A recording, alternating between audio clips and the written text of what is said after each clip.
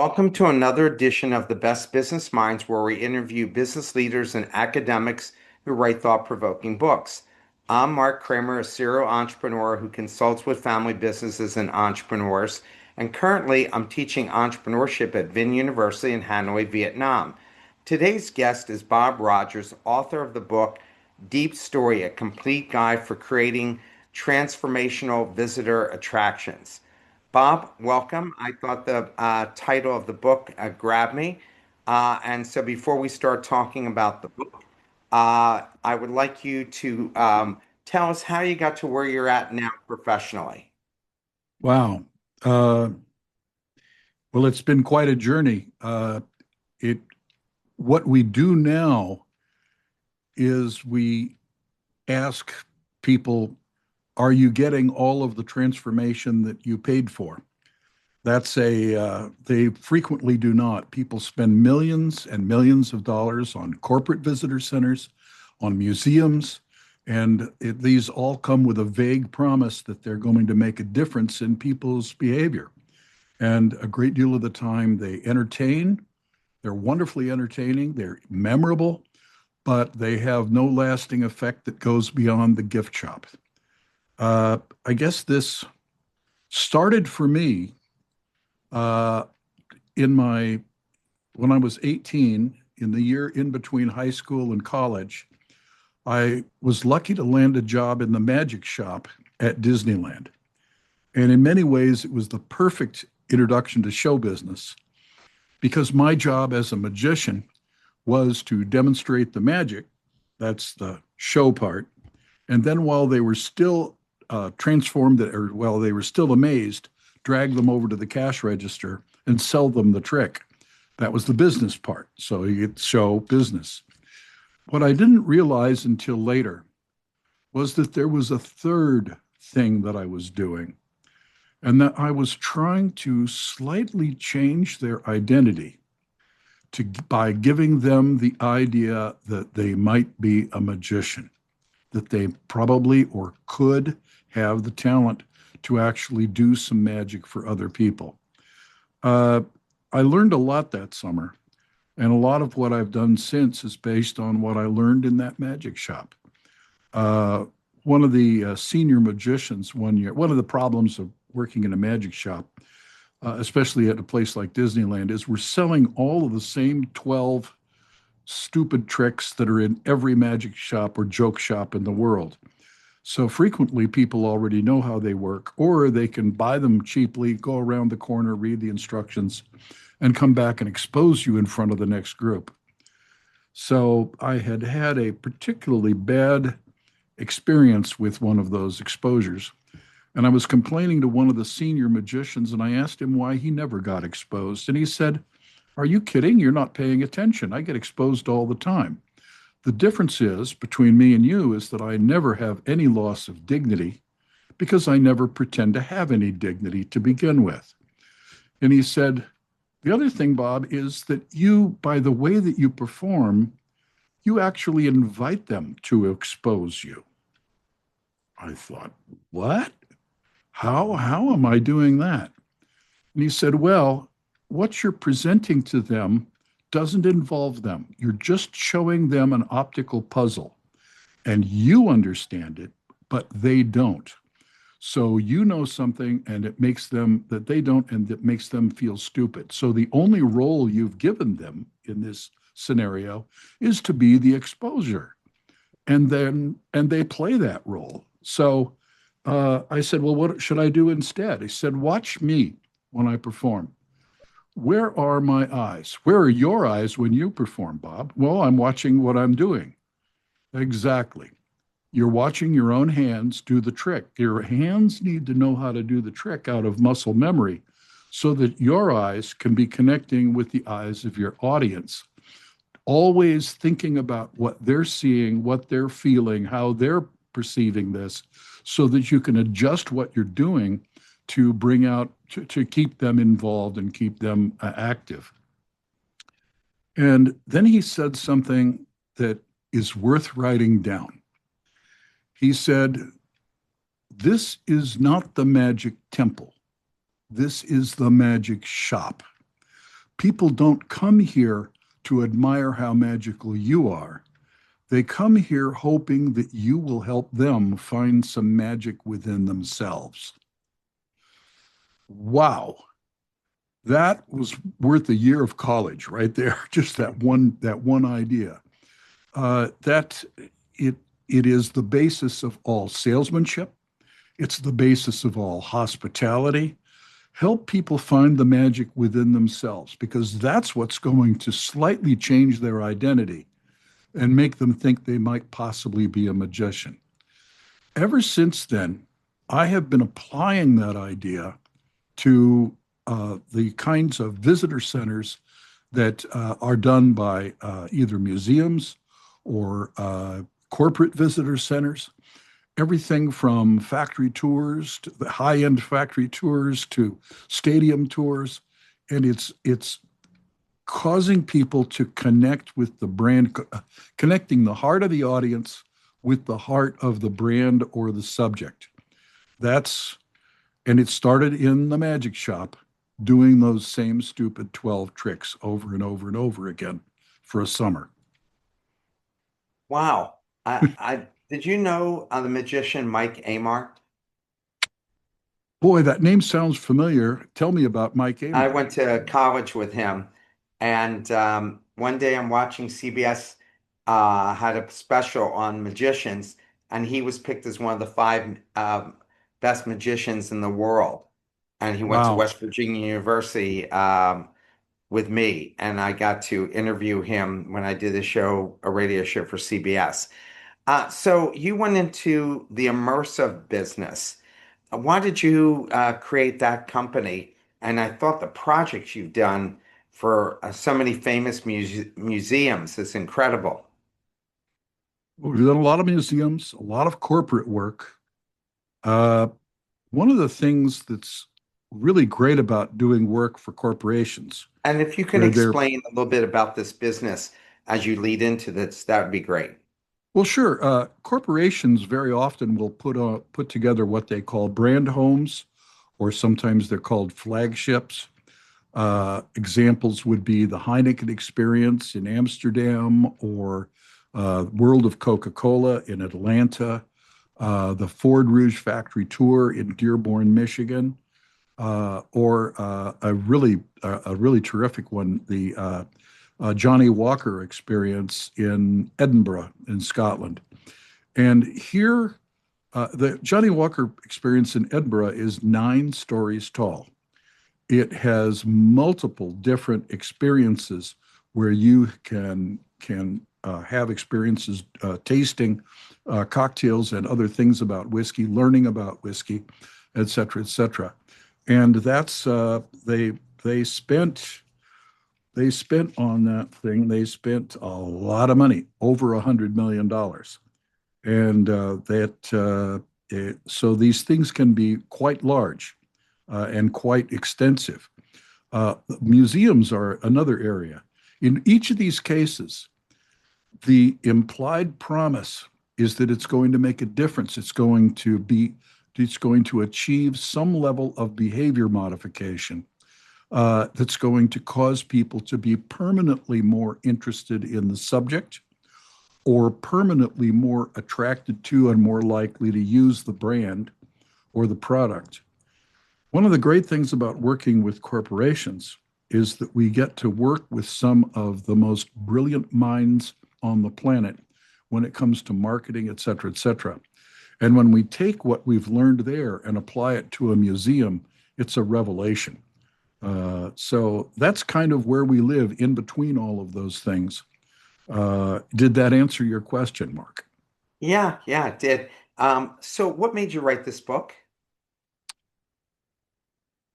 Well, I've asked myself that question a couple of times, and in many ways, probably there was some real good reasons why I should not have written this book. Mhm. This book is Deep Story is filled with all of our trade secrets that have been giving us a real competitive advantage over the last 45 years. So some people have asked, why on earth are you revealing all of this? Because, we're this sounds self-serving, but we do get copied. We are watched by all of our competitors, and they tend to, when we do something, they tend to start doing it also. But there are a whole bunch of things in Deep Story that they've never managed to figure out. So why did I write Deep Story? And I think part of it is when I was young, people in positions of authority and power gave me a chance to prove myself when there was absolutely no reason to think I could. Uh, just leaps of faith. And you get to a certain age and you want to do the same thing for the next generation. You want to pay it forward. You want to share what you've learned.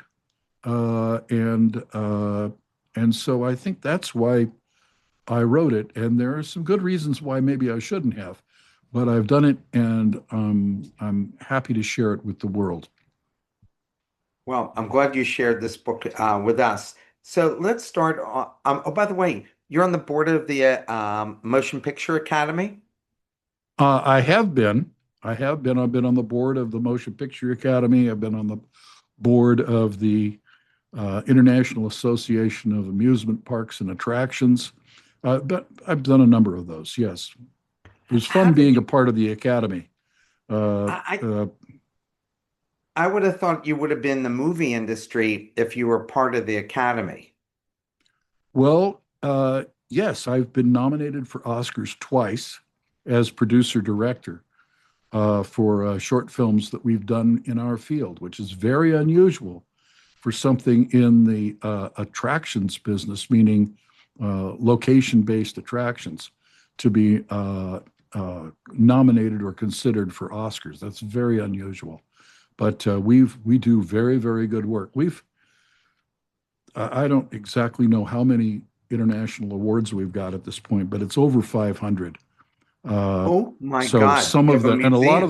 a lot of them are for maybe about 200 of them are for films that are part of the museum, and the others are for the dimensional full immersion experiences. Well, we do good work. We've got a competitive edge, which is again why some people have asked, why am I giving away all the secrets? Well, congratulations on your huge success. So let's start off with the part one. It's all magic. You describe the magic shop at Disneyland as the foundation for everything you later learned about transformational experiences. Looking back, why was that environment such a powerful teacher? Well, I didn't know it at the time, but it was. And I learned there were four big, very important principles that that I learned there. One of them was it's not about you, it's about them. It's about them, not you.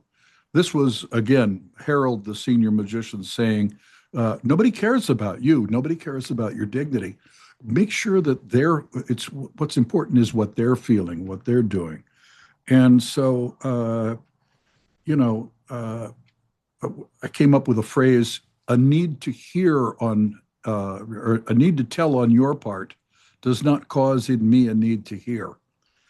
Just because you're interested in something, and a lot of business leaders and creative leaders forget this. They think that just because they are interested in something, that the world is interested or should be.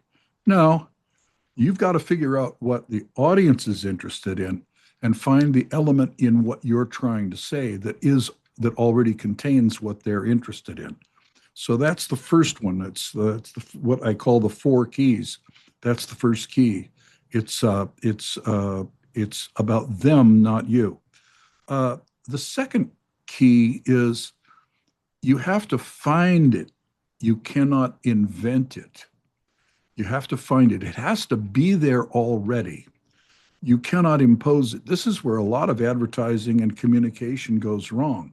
Some clever agency or some clever creative person thinks that they can just do something very, very amusing or interesting or clever or thoughtful. And if they just give it enough pizzazz, that's going to attract attention. And that certainly will. You may entertain them, you may fascinate them, But again, is it going to have a lasting effect that's going to change how they behave? Is it going to achieve behavior modification that goes beyond the gift shop? And the key then is to go deep into the audience, looking for the emotional triggers that are in the audience, in the heart of the audience. And then at the same time, go deep within the subject or the brand and looking for one emotional trigger that exists in both of them. Just one. It's not one from one and one from the other. It's the same emotional trigger in both. I can give you some examples of this if you like, but Yes. find that find that single emotional trigger and make your whole story about that because that's what's going to connect the two. The third key is that you have to start with the heart. Instinctively, a lot of people start with features and benefits, or they start with other qualities, or they start with what they want to talk about. Uh, no, you start with the emotions, the emotional side of it, not the logic side of it. Uh, uh, this may be controversial, but I don't care. The I believe, and I've been my finding in our business that people structure their meaning of the world based on the stories that they like. And subsequently, they try to organize the facts to agree with the story. It's that is even the scientific method itself uses that same approach. You start with a thesis, which is a story after all, and then you try to organize all of the facts to see if it proves the thesis. And God help you if you come up with a story that the facts support that doesn't agree with the story that's established. Think about the trouble that Charles Darwin had trying to explain his findings to a world that just wasn't prepared, was committed to a different story. So story controls that. So you start with something that's deep in the heart of the audience. You're going to get around to the facts later. That's not an excuse for not doing your homework. You have to do that. But nevertheless, you start with the heart and work outward from there. The fourth key is focus. Focus, focus, focus. Uh, just as a machine should have no unnecessary parts, similarly, your message and your story that you're telling and your experience that you're creating should have nothing that doesn't really focus on connecting the heart of the audience with the heart of the subject or the brand by focusing on that one emotional trigger that connects the two. And a lot of times, uh, business leaders or creative leaders get some pet idea that they want to put into the experience. No, get rid of that. Have the rigor and the self-discipline to get rid of all of those extemporaneous things and focus on the main idea. As one producer, I think it was David Putnam, said, the producer's job is to make sure that keep the main idea the main idea. So those are the four keys, and we can give some examples of how they work if you like. Before you do that, were you a psychology major in school?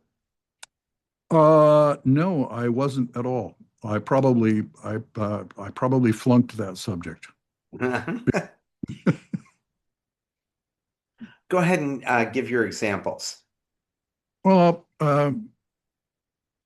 you've got a worldwide audience, so pardon me while I do give a very American example. Uh, the Milwaukee Brewers came to us because their founder, Bud Selig, was retiring, and they wanted to do something that was a tribute to Bud. He was very loved by them, and they just thought they would give a sort of a history of who Bud was and all of his great accomplishments. Well, he accomplished a lot of things. He was later, after running the Milwaukee Brewers, he was also baseball commissioner, Baseball, remember that. and he did some things that were wonderful, and he did some things that were less than wonderful. He invented the wild card system, they say. He also presided over the league during the big baseball players strike, and some would say didn't manage it well. That's why there's one year where there was no World Series. Thank you very much, Bud.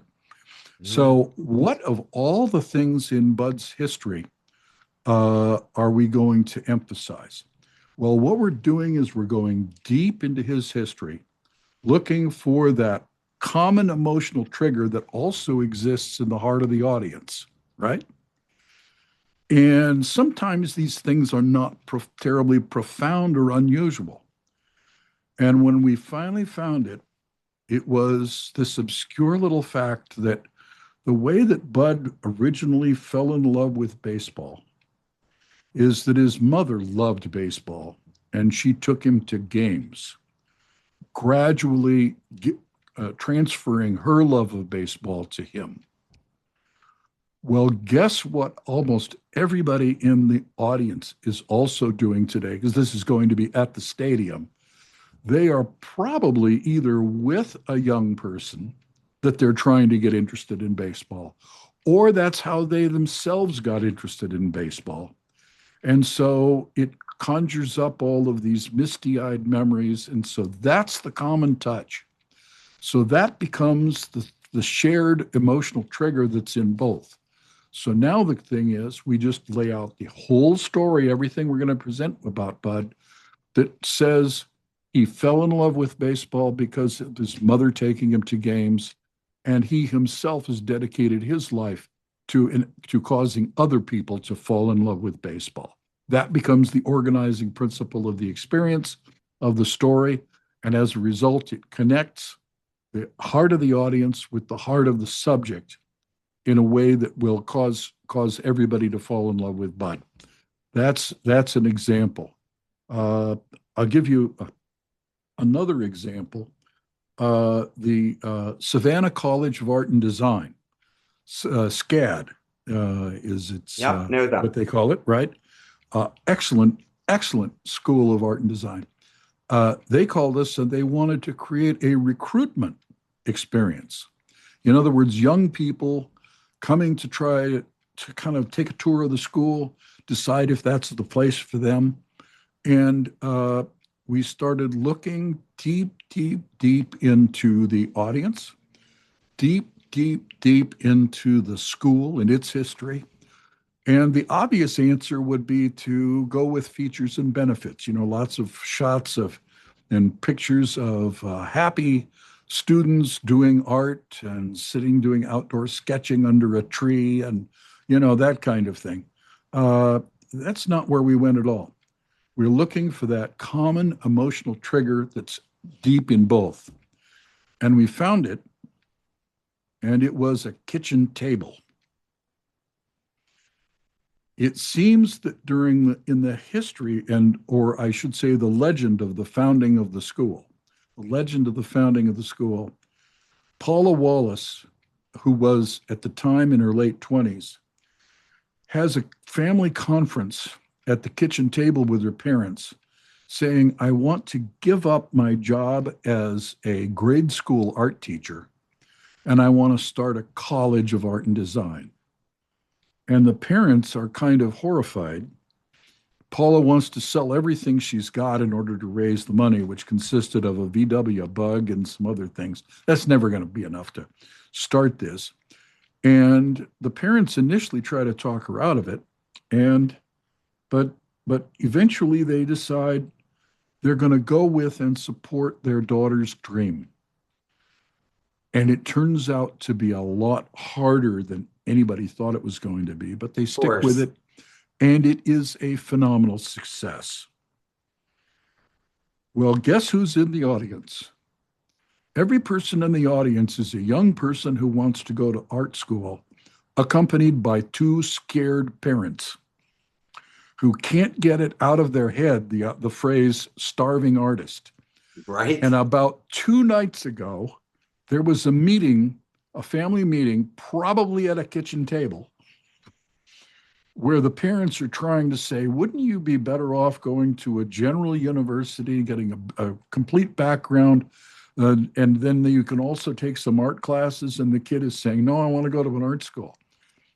So that's the common emotional trigger that's in both, and it resonates. It gives in the storyline, it gives the character of Paula Wallace gives her a chance to, with all of her discussions that she had with her parents, are a parallel with the discussions that happened around that kitchen table with the audience, and it works. It connects the heart of the audience with the heart of the subject. So that's a couple of examples, but the that's that's the just it's so important to focus on the change that you want to make and make sure that's driving everything.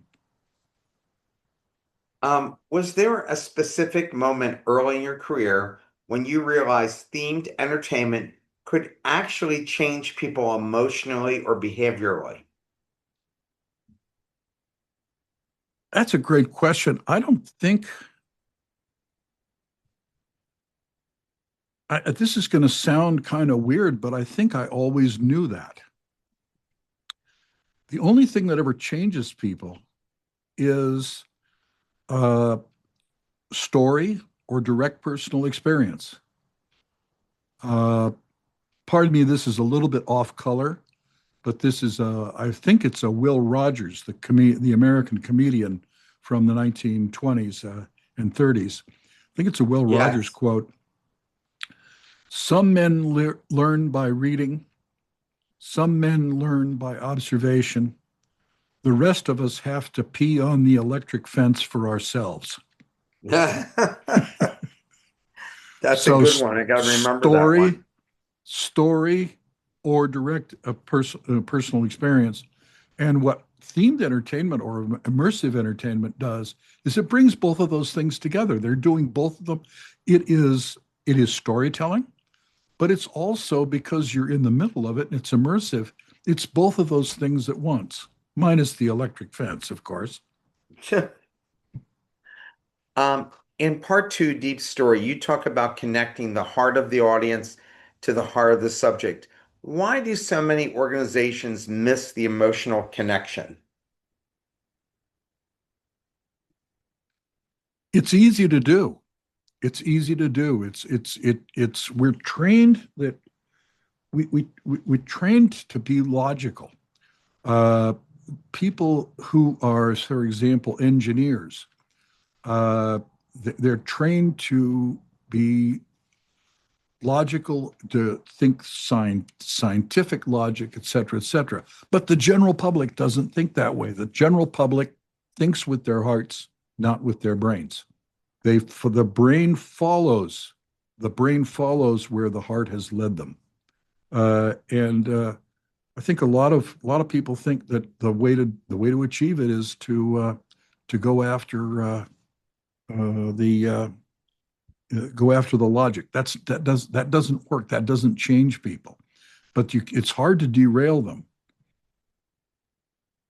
What are some signs that a museum, attraction, or brand experience has a strong, deep story versus just good production value? And if you could define what a deep story is.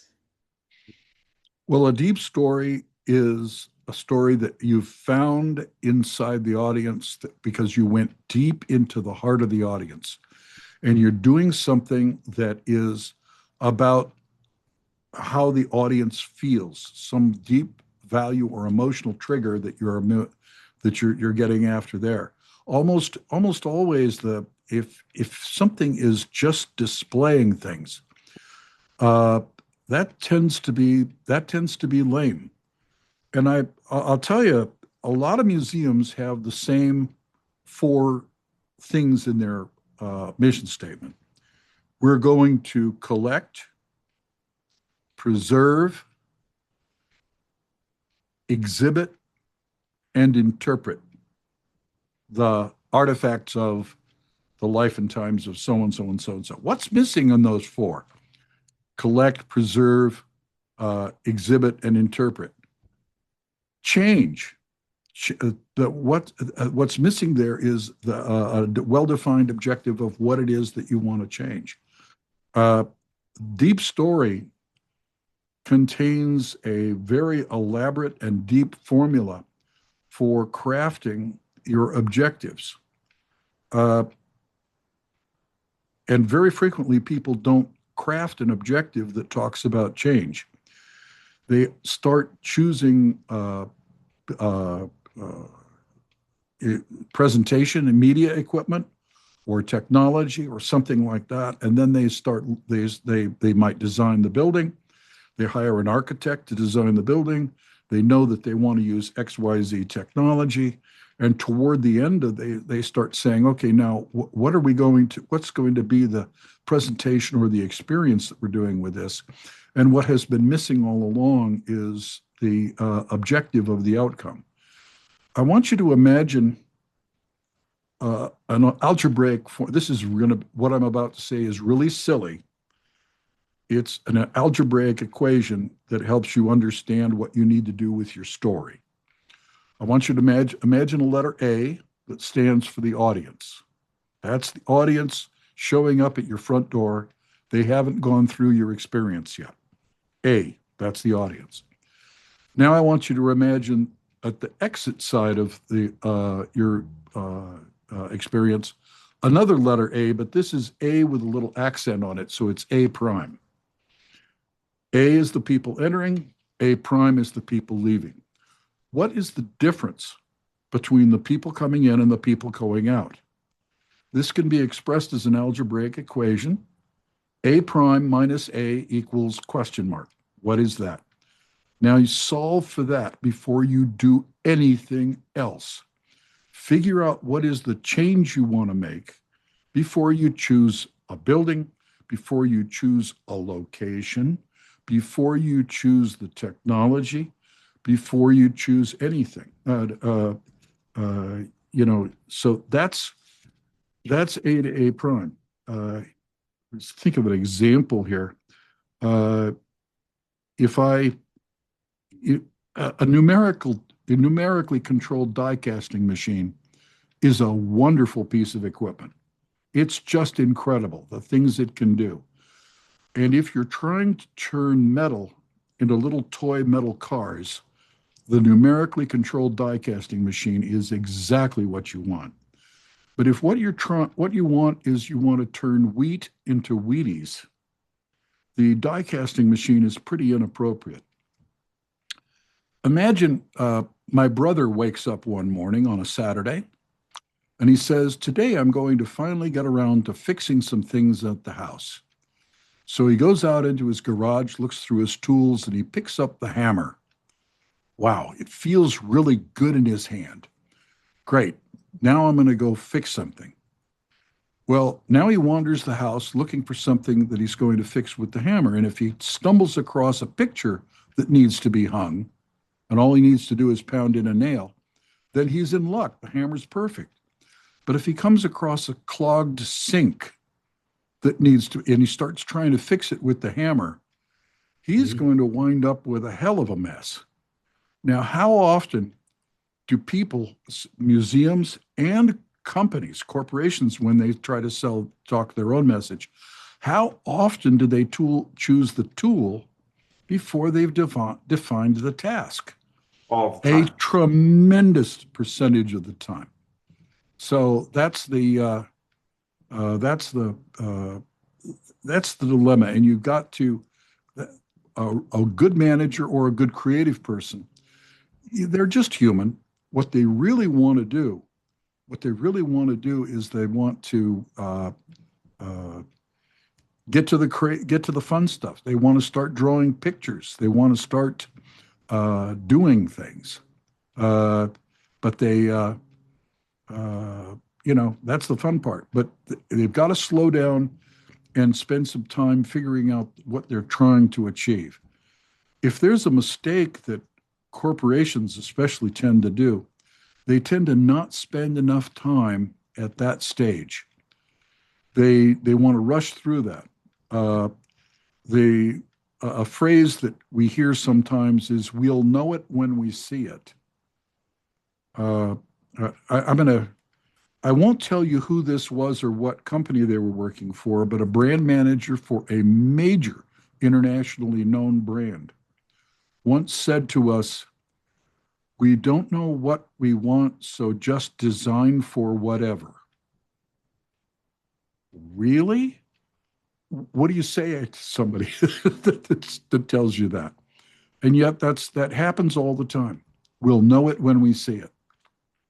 The more time that is spent designing something or figuring out the outcome and defining the change that you want to achieve, the better.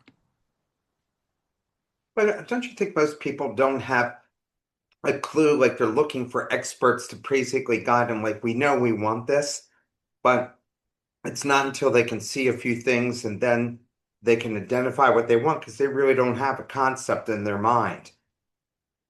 They're not creative enough. I'm like that. If you Well, had to ask me, they think that, but they ought to know what they're doing. Years and years and years ago, we did a project for a corporation that was doing. They came to us because they were doing a World's Fair pavilion, and we said, uh, "Why are you doing the World's Fair pavilion? What is your objective?" So, well, why we're doing it is that the board of directors has decided that we're going to have a World's Fair pavilion, and they've put us in charge of it. That was it. So, well, what are your objectives in this region of the world? And well, our criteria for success will be three things. We want everyone to talk about our pavilion. We want everyone to want to visit our pavilion, and we want a long line. I said, okay, great. Well, then that's going to be easy. We're going to have a little booth and we're going to hand $5 to everybody that comes to the booth. You'll have the longest line. Everybody will want to visit you and you'll be talked about in all of the newspapers. Well, that's not what we want. Okay, well, how do you know that's not what you want? Because immediately you knew that wasn't it. So let's talk about what your objectives are in this region of the world. And that started a conversation which eventually led to a frank discussion of their public relations challenges in that area and what they need, how they needed to present their corporation, uh, in order to make the impression and change the way that the public related to them uh, in a constructive way. But they always have an objective. Sometimes they just need the guide is not to tell them what to do. The guide is to help them. Just remember that quote. People don't come here to admire how magical you are.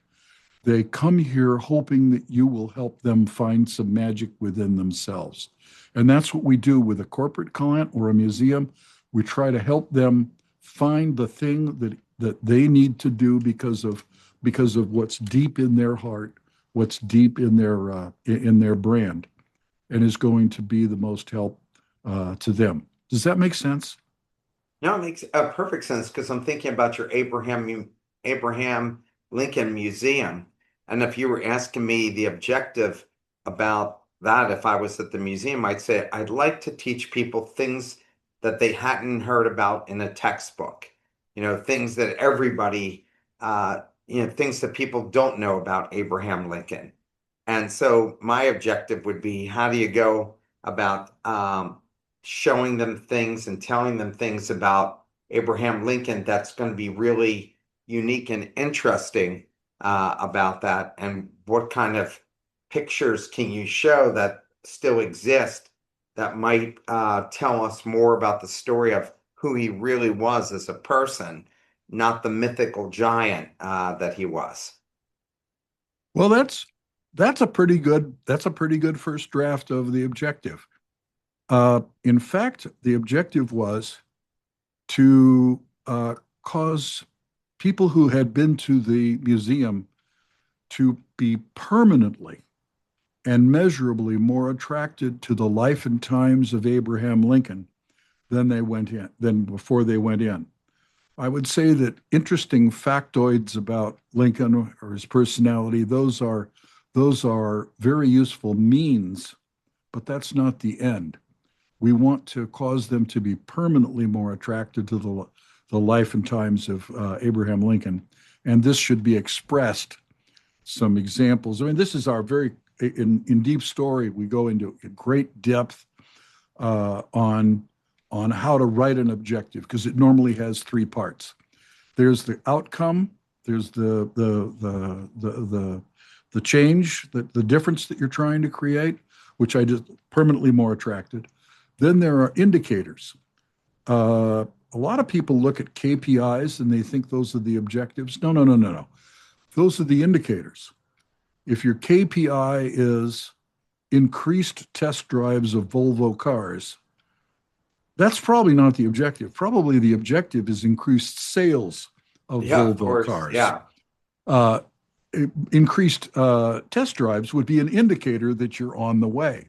So, what are the indicators that would indicate that people were more attracted to the life and times uh, of Abraham Lincoln? Well, they would be reading more. They might buy a book on their way out at the gift shop. They would be more likely to tune in to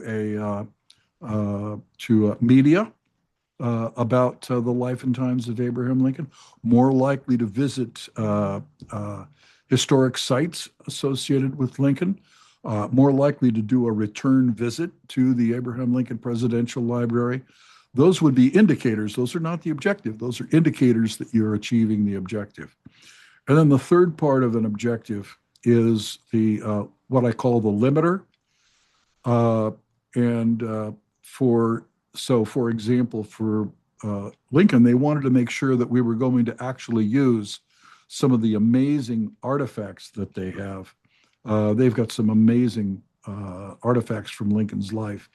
The Mary Lincoln's wedding dress, Mary Lincoln's music box, Lincoln's glasses, his shaving kit, all kinds of things. And they want to make sure that we're going to actually make use of those. So, and that if they are worried that we're going to go off and do something that doesn't use those, with putting in a limiter kind of will settle them down. So those are the three parts of an objective: the difference, the indicator, and the limiter. And that's there's a lot of rigor and discipline involved in getting all of that figured out. But if you don't do it, as in the words of Yogi Berra, if you don't know where you're going, you're likely to wind up somewhere else. I always loved everything Yogi Berra said. It's so funny. You introduced the four keys of deep story, and you talked about that. Which one do you think creators struggle with the most today?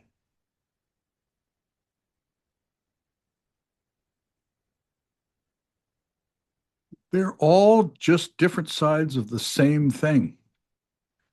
They usually, most people that struggle with it don't get any of them right. And once you get on to one of them, the others kind of follow. If you say it's about it's not about you, it's about them, then right away you've got to say that you've got to follow the heart. You've got to say that you've got to find it, not invent it, because you're not going to impose a story that's not already in their heart. So if you kind of catch, they all seem to me to be interconnected and almost inseparable, except of course of the fourth one, which is focus. But that's just once again having the self discipline to not drive all over the road, not to really focus on what you're trying to do, uh, and to make sure that you've really done it. Um, why do so many creative projects fail? Because the mission or objectives are not fully defined from the beginning. Like when you were talking about this, um, how come they really don't, as even their board hasn't figured that out before you walk in?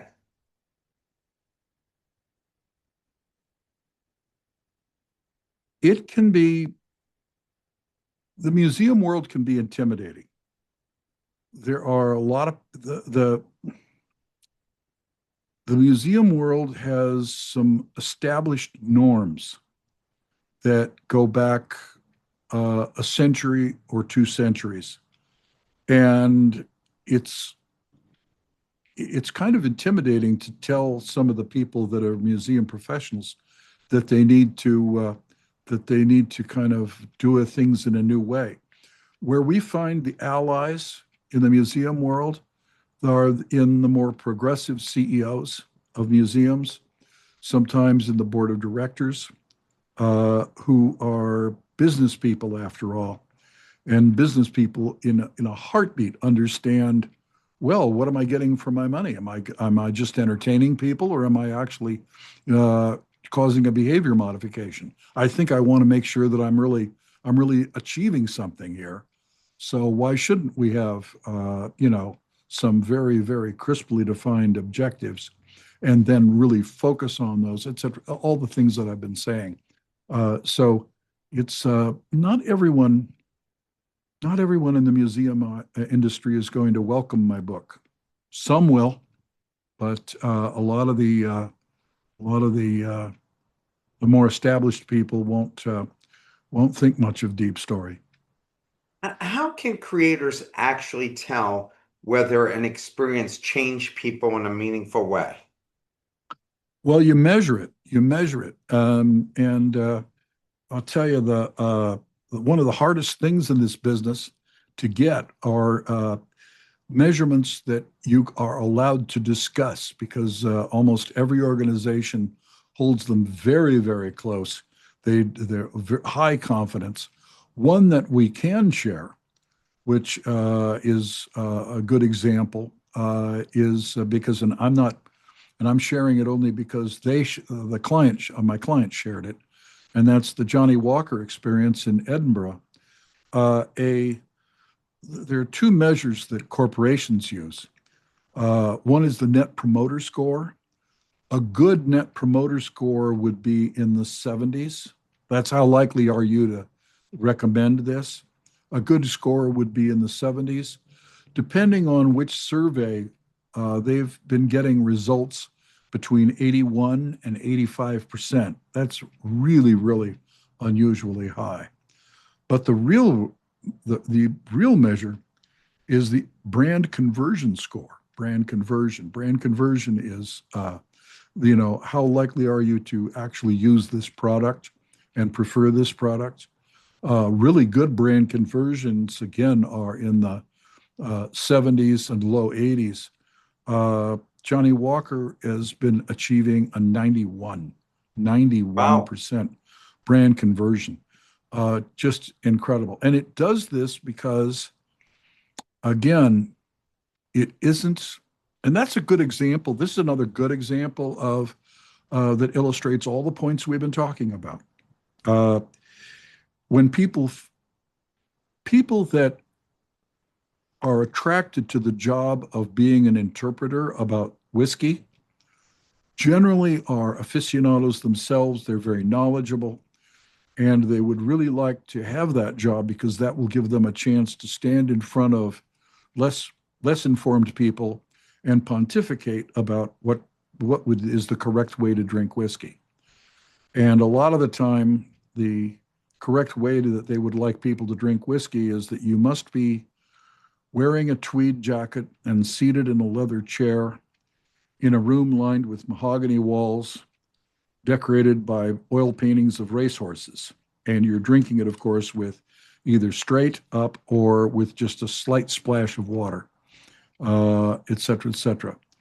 Uh, the thing that makes that brand conversion score so impressive at Johnny Walker is that over 50% of the arriving guests, over 50%, think they do not like whiskey.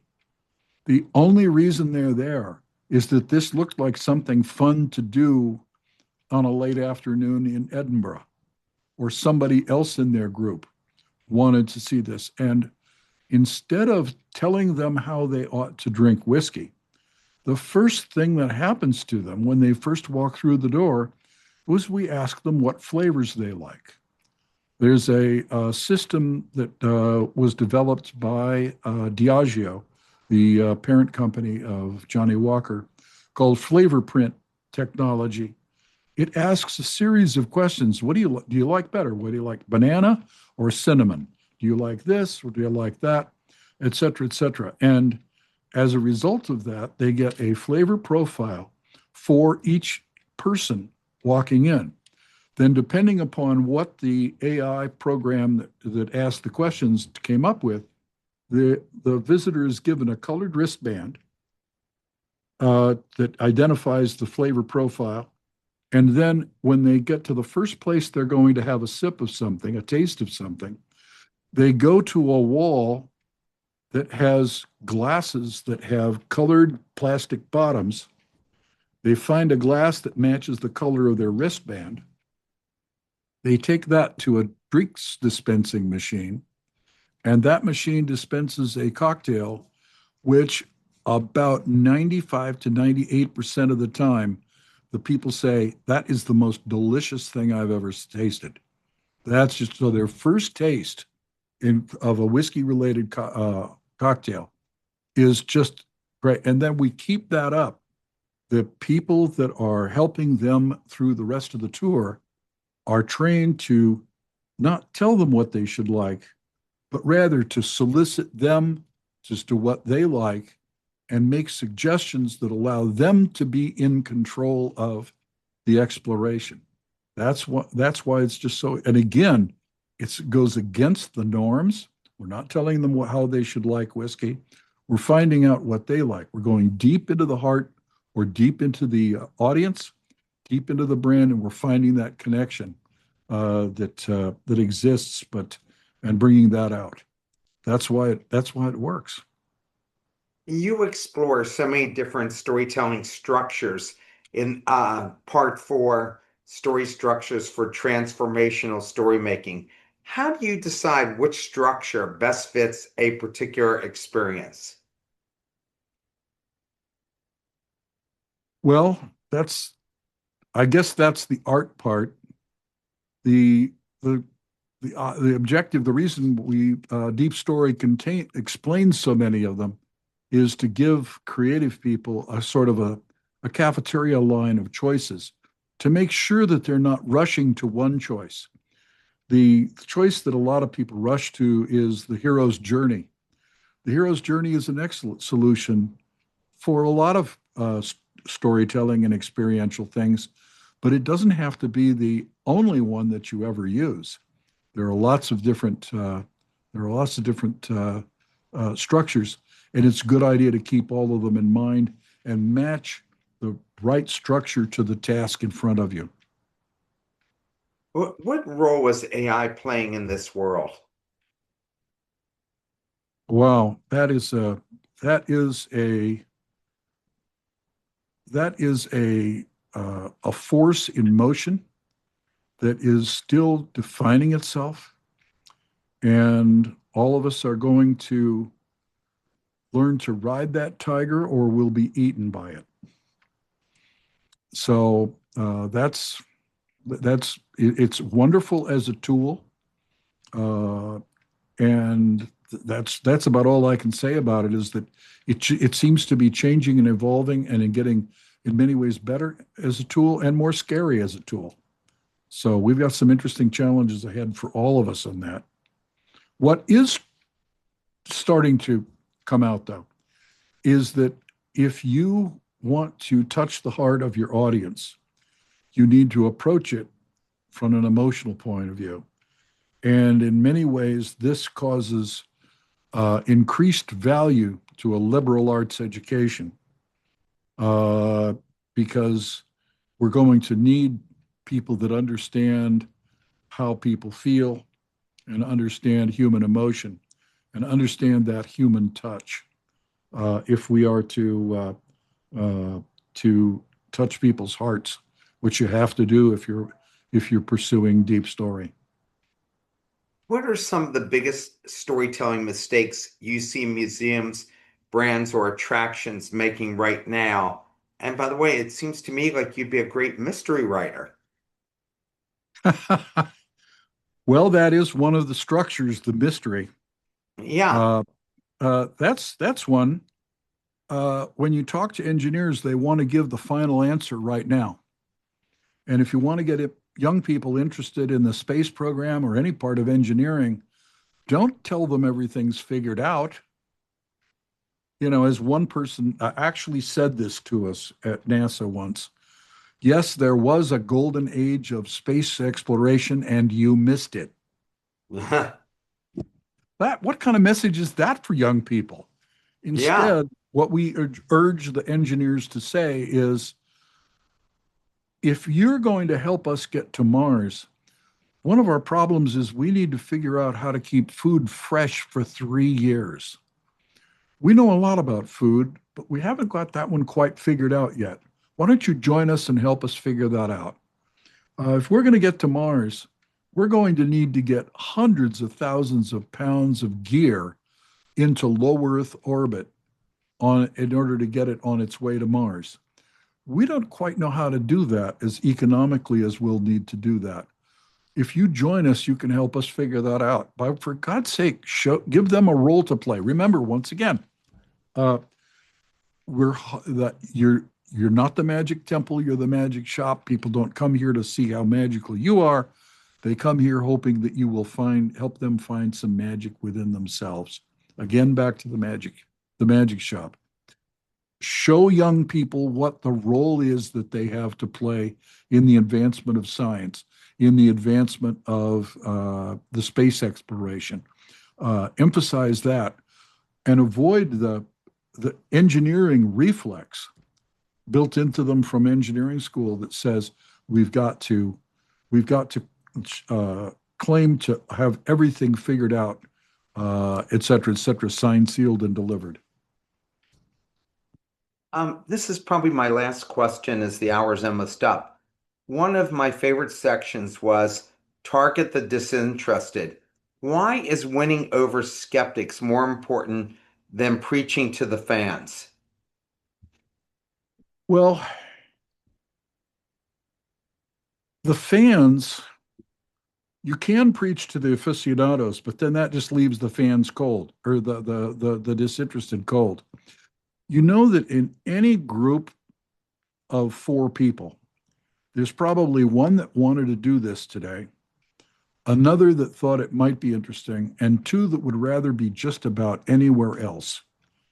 This might be the historian taking his 10-year-old and 12-year-old to yet another historical uh, uh, attraction, hoping to get them interested in the thing that they themselves are very interested in. If you don't interest the disinterested, you've failed all of them, because the aficionado, if you the aficionado, as they drive away, your ideal situation is that the aficionado is holding court. He may be saying that you got everything wrong, but everybody's asking them questions and pursuing it. There was a wonderful story. It's in deep story about somebody. One of my friends at NASA overheard this at one of the NASA visitor centers. He said a mom had just dragged her 8-year-old and 10-year-old daughters into a little alcove, and she was pissed. And she says, "Now listen up, young ladies. We spent a day at the swim park. We spent hours at the Princess Experience. This NASA thing is the only thing your father wanted to do this whole vacation. He's really interested in it, and he's hoping that you will become interested in it. So the two of you are going to shut up, pay attention, and pretend to be interested, or so help me God, when we get home, you will be grounded until you're 40. If you can interest those two daughters, that's your target. That's going to please dad. That's going to please everybody. And so that's why you target the disinterested. And even if they came on a bus as they're coming off, they're breaking down into those groups of either two, three, or four. And almost always somebody wanted to do this today, and a couple of others did not. And please the disinterested, and you've pleased everybody. I think that's a good way to end this segment. I so appreciate you taking the time to speak with us, but everything in your book would be is very useful for marketing products and services and figuring out, you know, uh, what the audience really wants, not what you want to go and tell it. So I Well, really enjoyed, what's going to connect with the audience? yeah, Yes. absolutely. Well, thank you again for taking the time to speak with us. And I hope there's another book in your future so I can have you come back again because you're great at explaining these things. Thank you, Mark, and all the best to you and all of your listeners. Thank you so much. Everybody, have a good rest of your week. Take care.